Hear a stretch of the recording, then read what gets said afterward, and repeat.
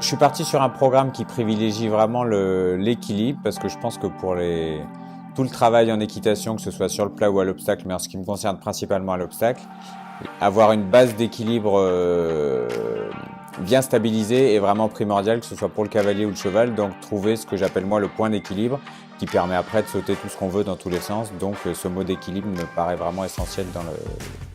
dans l'abord de l'équitation. J'ai un exercice favori pour trouver cet équilibre, c'est au départ de stabiliser l'équilibre du couple en prenant les deux rênes dans une main, parce qu'on ne peut pas tricher, parce qu'on est obligé d'être au milieu du dos du cheval, parce qu'on a un contact franc avec les rênes et que du coup c'est un décote clair avec le cheval, notamment avec la bouche du cheval, parce que souvent on a beaucoup de problèmes avec la façon dont les gens appréhendent le contact avec la bouche du cheval et se servent du mors et la façon dont le cheval sent son mors dans sa bouche. Et donc la deuxième séance est un peu plus axée sur les différents équilibres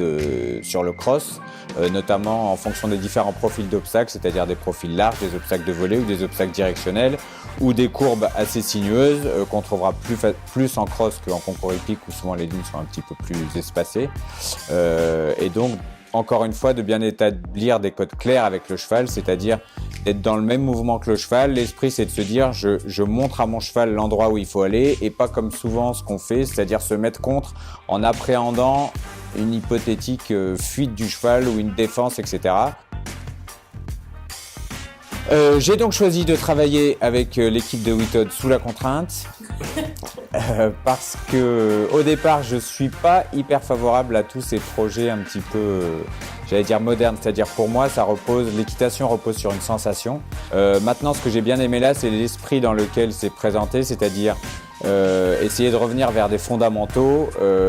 qui sont la base de l'équitation, c'est-à-dire donner des conseils simples aux gens qui sont parfois seuls et leur donner